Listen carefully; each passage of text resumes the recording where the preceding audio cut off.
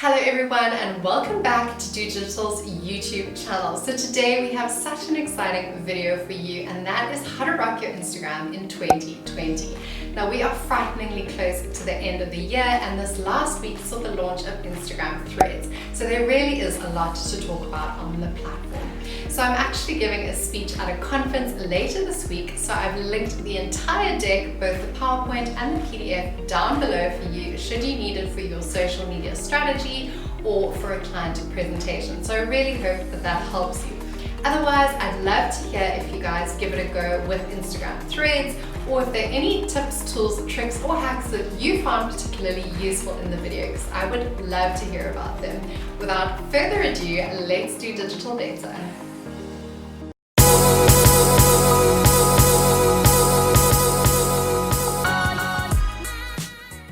Let's jump straight into the presentation to explain how are we going to rock our Instagram in 2020. Now, in terms of an agenda, we're really going to go through the role of the platform in depth, platform functionality and best practice, and the paid media options that are available on Instagram. But first, I'd like to say if you haven't joined us before, it's lovely to meet you. My name is Megs Hollis, and I founded a digital academy called Do Digital Academy, where you can find me on YouTube or on Teachable. So what's new with Instagram? This is really an important place to start. So some fun facts about the platform. Instagram passed the 1 billion monthly active user or MAU mark in June 2018, which is truly overwhelming. In terms of Instagram stories, daily active users, in January 2019, the photo sharing app reported 500 million daily active story users worldwide. And then in terms of ads revenue for 2019 in dollars, Instagram ads are expected to generate about 11 billion this year.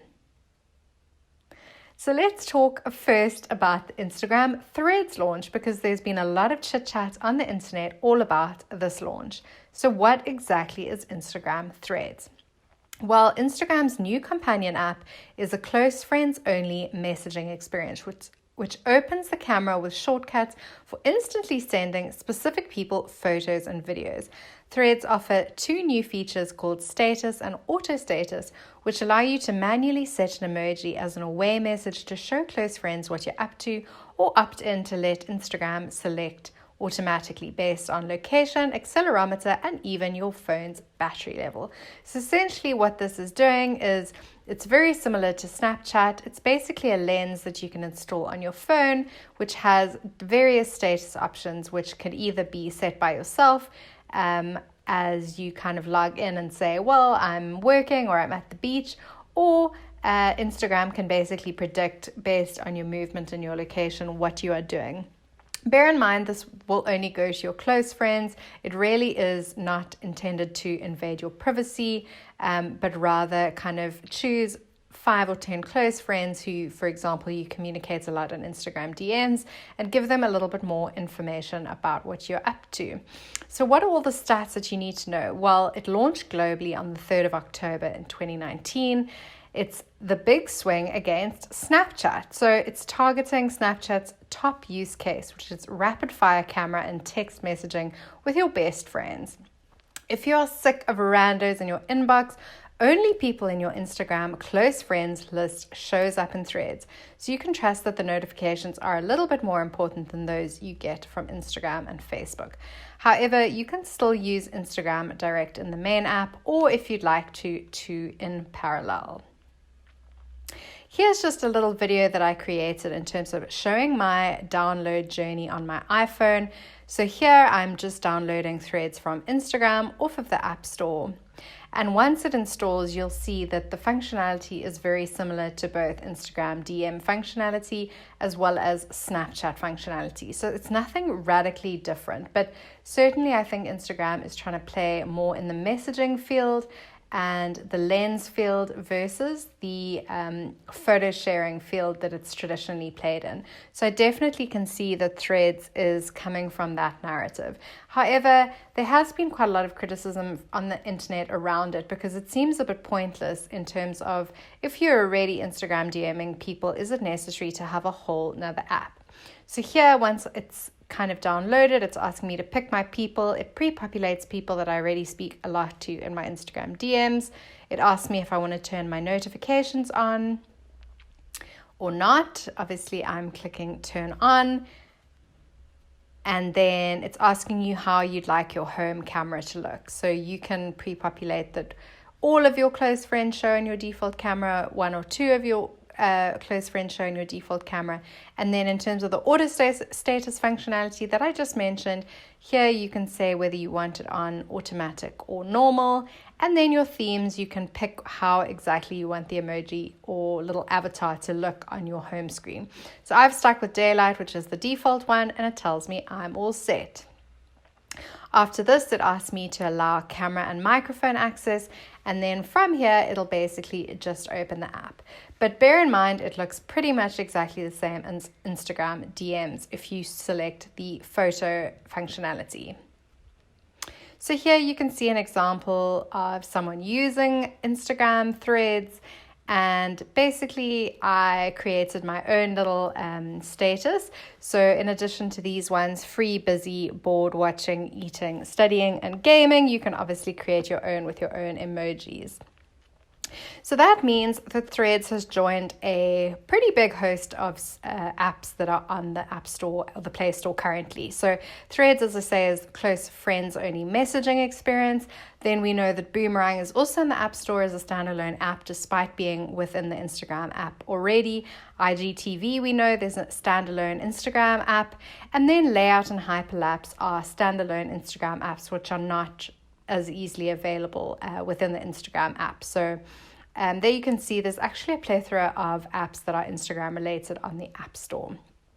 So some of the other 2019 updates, apart from the Instagram Threads launch, which is obviously super exciting, have been some of their anti-bullying initiatives. So the platform is very cognizant of the fact that people are bullied on the platform daily, and people use it to kind of sit behind a screen and type nasty messages. So there have been a couple steps taken. The one is a restriction of Instagram accounts. So there's functionality that you can click to restrict someone.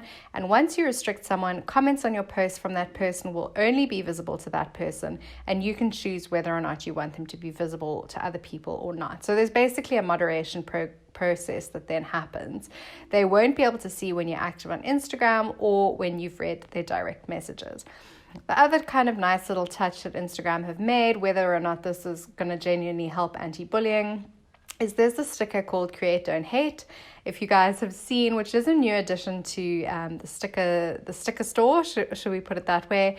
And it's basically trying to call on the community to share how they can use their creative talents to stand up to bullying, and basically just encourage young people to take ownership for their own actions too. In terms of the desktop experience, certainly 2019 has seen some major improvements here. So where previously you had quite limited functionality on the desktop version, you can now watch stories, you can browse your feed, and you can add suggested users. I can also click on my profile and edit it straight out of the desktop version of the site, as well as manage settings. The only thing that I cannot do is obviously post. So I can't post a story and I still can't post to my feed. One little life hack that is super useful is if you create a WhatsApp group and you add another friend, let's say your bestie, what you can then do is tell your bestie that you're doing this, add them to a group, and then remove them immediately after. What this creates is a group with only you in it, which means that if you do have pictures from desktop that you'd like to post to Instagram, you can simply open your WhatsApp for web, post your picture in your group that only you are a part of, and then open your phone, download the image, and post that way. So I found that super helpful. In terms of my favorite resources, from an Instagram perspective, I always love the Hootsuite reports. There's a digital 2019 report. I'm from South Africa, so there's a dedicated South African one, but there's one for all the countries as well as the global one. Then Buffer, there's a stunning resources section which has incredible resources there. And then finally, Later, I find, is just bomb.com for anything Instagram related in their blog section. In terms of a South African perspective, here are some examples of the really great stats that Hootsuite will give you on Instagram. In South Africa, Instagram had 4 million users as of January 2019. It's the second biggest social media platform in terms of monthly active users. The audience is 53% female and 48% male. That's interesting maths. And then Instagram South Africa has reported 5.3% quarter-on-quarter growth when it comes to advertising reach. It's really going to bother me that it doesn't add up to 100. But anyway, let's continue. So in terms of the role of platform, what are some of the things that you have come to know and love about Instagram? So traditionally, it was simple things. It was hearting, it was commenting, it was DMing, and it was saving. Then obviously came the introduction of stories, then came the introduction of IGTV. But the one thing that has stayed the same is Instagram remains around inspiration, storytelling, and engagement. So it is not a hard selling platform. So in a perfect world, instead of a company showing their product, so let's say Magnum wants to show their ice cream, it should more be about showing a demonstration of happiness, for example, on the Instagram platform. Same with travel companies. They don't want to show you a plane ticket or anything actually to do with their product itself. They should more, or as an improvement on that, they would actually just reflect the notion of adventuring. Similarly, and this is a very famous metaphor, when people want a drill, they actually are buying a hole in the walls. So they don't actually care about the product necessarily. They just want the inspiration to do it themselves in terms of what does their decor look like after they've bought a drill. So it's kind of a means to an end in that way. So what I'm trying to say is a brand's Instagram feed should be focused on inspiring you to buy a product using the customer's dream or end goal. Pictures should mention your product, services, and can be used to drive traffic to your blog or website. However, Instagram should not be a platform for hard selling. It should instead drive awareness, interest, and engagement. So it's really recommended on the Instagram platform that you connect first and then convert second. In terms of the role of Instagram in your broader social media strategy, I've mentioned it's around inspiration and discovery. It's also a lot more to do with lifestyle as opposed to product photography. There is a strong demonstration of brand aesthetics as well as communicating brand and company values. So it really is a lot more to do with soft selling. In terms of its features, I think we're all quite familiar with this, but the features that are really kind of made Instagram famous were things like geotagging, hashtagging, Instagram stories, and IGTV functionality. Then obviously, if you want additional functionality from your personal Instagram, you can pivot to Instagram for Business, which gives you a couple of benefits. And then you also get your Instagram insights, which are only available on the Instagram app, which allow you to see the performance of your Instagram account or page. In terms of best practice for creating content in 2020, what we're going to see here is that it is much easier to create content when you have a clearly defined brand. So we really recommend that you define your why. This is your purpose, your cause, or your belief. So when you think, act, and communicate with why, it's much more compelling in terms of inspiring action. So we recommend that you write your commander's intent or dating profile. So what are you and what are you not in the Instagram world, and how can you then go about communicating that as simply and as concisely as possible? It's also important or imperative, even though it's a photography platform, to nail your tone of voice.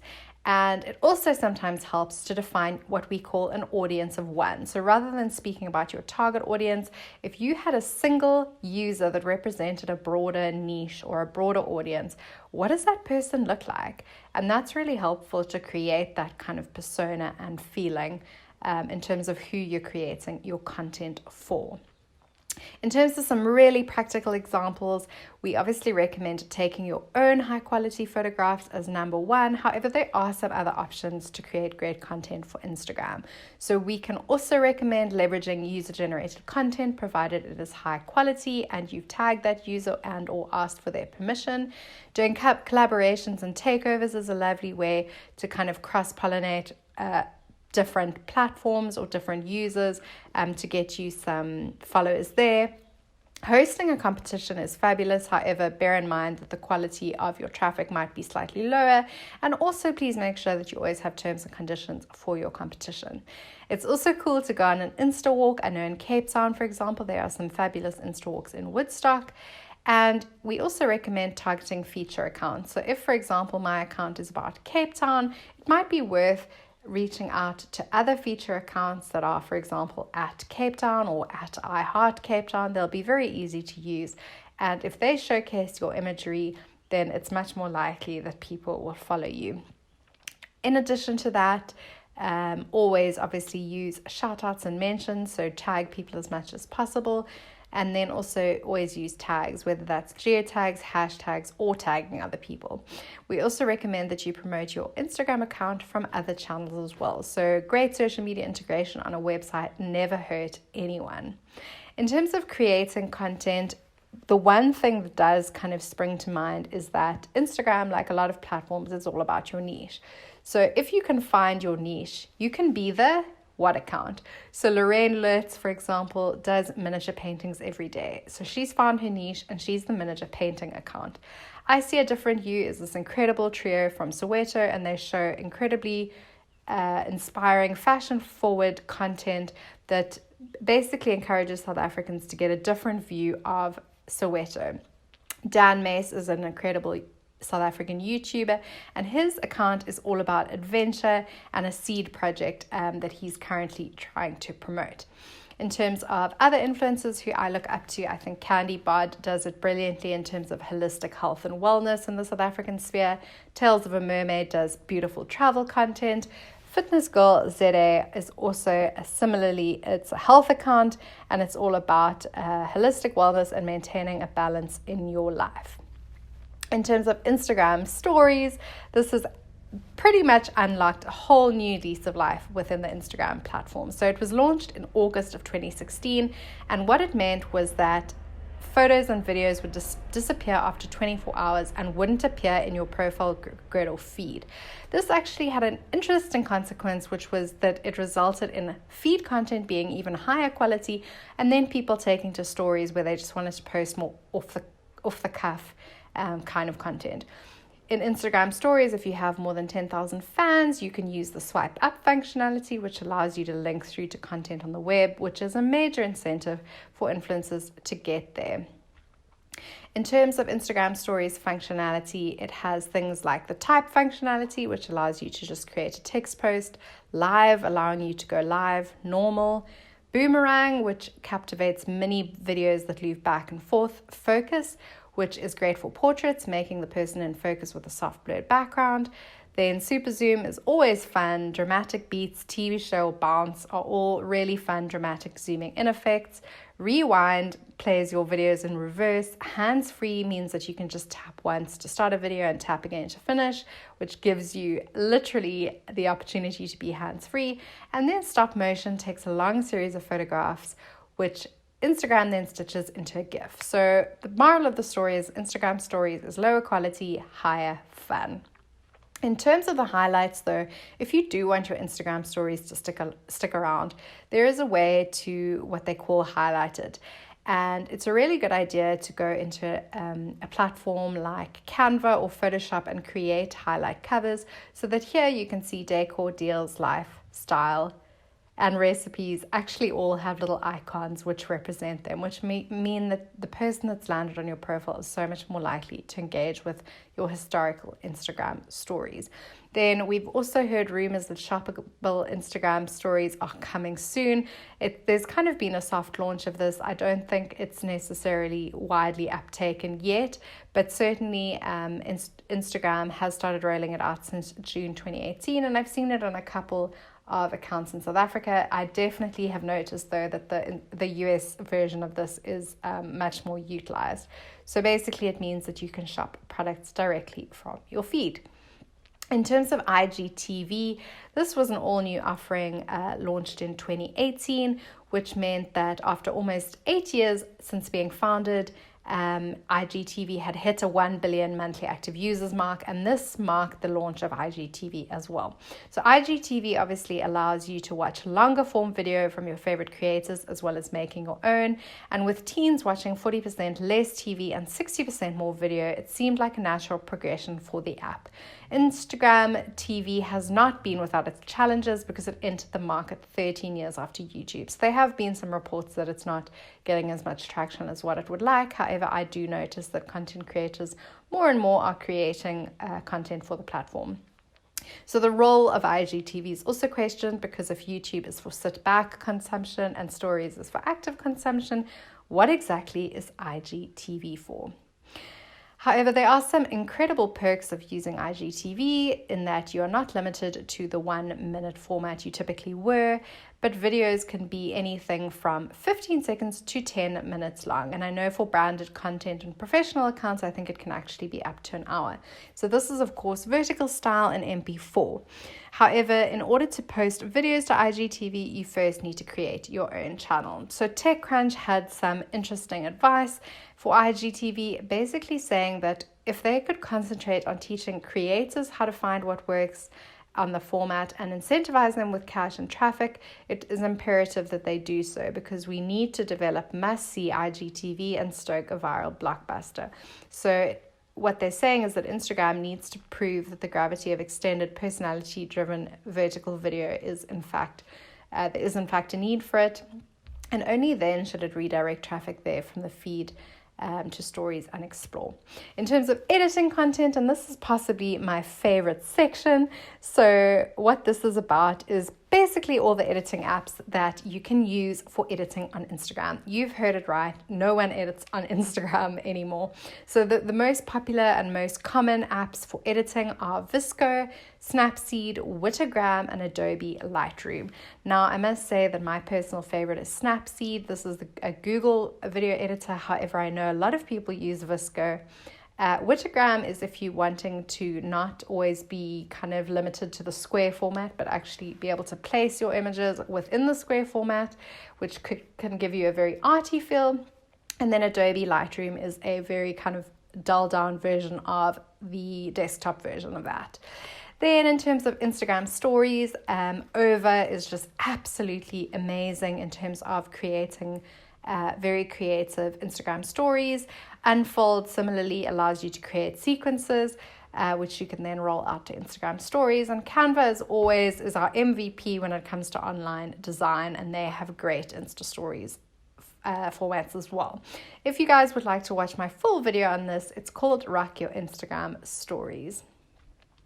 In terms of posting content, there's some great tips and apps here. So UNUM, I'm not sure how you pronounce that, is absolutely amazing in terms of actually seeing exactly what your feed is going to look like before you post anything. So if you are completely pedantic about the way or the aesthetic of your Instagram, then this is a great way to work on what they call row flow. Planoly has a similar use case. It allows you to plan your feed, as does PLANN. So the only one that stands out here as being different is Focal Mark, which is an app which helps you to generate hashtags, which allow you to obviously just check within your industry what are some popular hashtags and pretty much bring about some inspiration in that regard. In terms of who I think does it incredibly well from a posting perspective, I think the blonde abroad is just amazing. I love her effective use of emojis in her bio, her effective use of handles, and then the way that she posts every time with a standard format. So she uses a short catchy caption, then she does a line of dots, or she does a little dash, and then she goes into a long description as well as hashtags. So she keeps to a very specific aesthetic as well.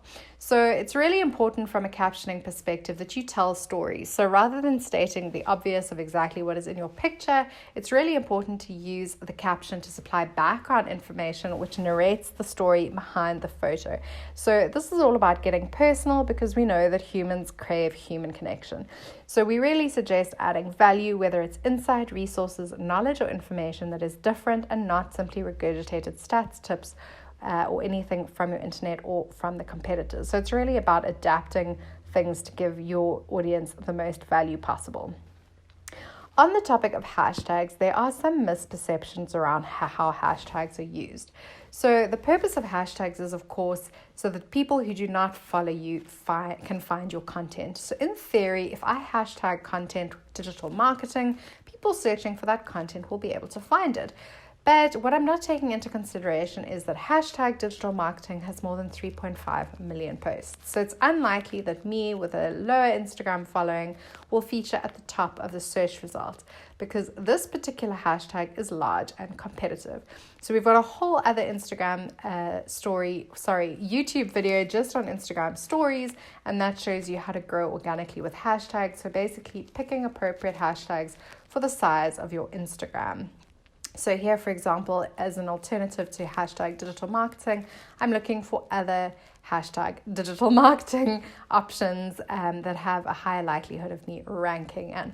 So you can use up to a maximum of 30 hashtags, and some people swear by using all 30. So they'll say, if you had the opportunity to enter the lottery 30 times or one time, which one would you choose? However, it's really up to you and how subtle or not subtle you want to be about it. And you can put your hashtags in the caption, or alternatively, you can post them as a comment. It makes no difference to your ranking. Instagram also makes it super easy to find people who are similar to you with a suggested users feed, which is useful for following like-minded people and brands and understanding how similar content producers use hashtags. So this is a really great piece of advice. Look at your competitors and or people that you look up to and see exactly how they use hashtags. Of course, geotagging is almost as important, if not more important, than hashtagging on Instagram, because if you're a local business trying to reach nearby consumers or a global brand wanting to target audiences in specific regions, then geotags come in handy to do so. So people can search by top people, tags, and places on the Discovery tab of Instagram, which is why places is so important. And then last of all in this section is a really nifty tool or hack, which again is from the Blonde Abroad. She uses a tool called Linktree. So because you are only able to put one link in your Instagram bio, Linktree essentially forms as a little bit of a switchboard or as an interim landing page, which allows you to link through to various bits of content. So rather than constantly having to update the link in your bio, you can actually have a little mini landing page, and there is a free version, but it does remain Linktree branded. Then finally, in terms of paid media options for Instagram. So there's two main ways in which you can set up ads for Instagram. The first is the Facebook Ads Manager, which is a little bit more advanced. So it depends obviously on your level of comfort with Facebook Business Manager or Facebook Ads Manager, or you can simply set up ads within the Instagram app. If you chose the first one, then what you're going to do is basically go into Ads Manager or Business Manager, and you'll see if you select Facebook as a placement, then it also gives you Instagram as a placement. So that's kind of the default. In South Africa, as an example, it'll give you a potential reach of 17 million people out of a total population of 56 million and an estimated daily reach of between 3,600 and 9,800 people per day. Then you can actually toggle off Facebook and just select Instagram. So this would be if you're only looking to target on Instagram. So the formats here are Insta Feed, Insta Explore, and Insta Stories. The potential reach is lower, as is the daily reach, but it really is up to you. In terms of targeting within the app, here what you can do is basically just go and click the little button that says promote. However, in order to see this, you need Instagram for Business. So what is the key difference between Instagram for Business and personal Instagram? Instagram for Business gives you access to analytics that you can learn about your followers, age range, gender, and so forth. It also enables you to reach your customers with a paid promotion to build your business, as well as giving you new contact options. So Instagram for Business as an objective, what are the kinds of things that we can do with Instagram for our business? So obviously we're going to firstly want to upgrade to the Instagram for Business version so that we are able to use the advertising thing in the first place. But as objectives, some really great objectives for Instagram, it could be things like increasing brand awareness, showcasing products and services, showcasing your team and recruiting new talent, increasing customer service and loyalty, enhancing and complementing event experiences, incentivizing consumer engagement, sharing company or industry news, building a more engaged community, connecting with influencers, demonstrating company culture, and last but not least, driving sales through traffic. So all of those would be great objectives for your business to fulfill within the Instagram platform. Instagram Insights is a great tool as well, which will basically show you the following. So that's impressions, reach, website clicks, profile views, email clicks, and followers. So that is really handy information if you're wanting to know, for example, at what time to post. In terms of how exactly you switch to this business profile, so what you'll do is you'll swipe in from the left. It'll give you the option of settings, which you can then click on and then say switch to a business profile, and it'll say welcome to Instagram business tools, and then ask you to connect a Facebook page. So you do have to have a Facebook page in order to do this. Then once you've converted to Instagram for business, you can then click on the promote button underneath the content that you've just posted, and the 3 objectives it'll give you is more profile visits, more website traffic, or more promotion views. So it really does depend on whether you're trying to drive traffic, for example, to your e-commerce site, or whether you're trying to drive traffic to your Instagram. More promotion views, I don't recommend. I haven't had good results with that 3rd objective, but the first 2 certainly do the job. So in terms of more profile visits, this is if you want to grow your presence on Instagram. More website traffic, as I say, is if you want to send people to your website. And more promotion views is basically just helping your discoverability. So here you can see it calls it motivation. What's your motivation? Once you've selected one of the motivations or objectives, it'll ask you to select a target audience, which you could select automatic, local, or manual. And then it asks you budget and duration. So a default will be 14 Rand for 1 day in South Africa. But obviously this is different depending on what country you're in, and then it'll say you're all ready once you've selected those 3 options, and it'll just confirm all the information that it has gotten from you. If you selected the more website traffic objective, you would have to also you'd also be able to add the URL and an action button. So there you go, you can just enter your link, and then the action button can be learn more, shop now, watch more, contact us, book now, or sign up. And then again, the target audience and the confirmation page. So here are examples of more website traffic objectives coming from Yappy Chef, Spree, and Chanel. They all have call to actions. And then finally, more promotion views. As I say, it's a lot more generic, and it's basically cheaply allowing you to get greater discoverability.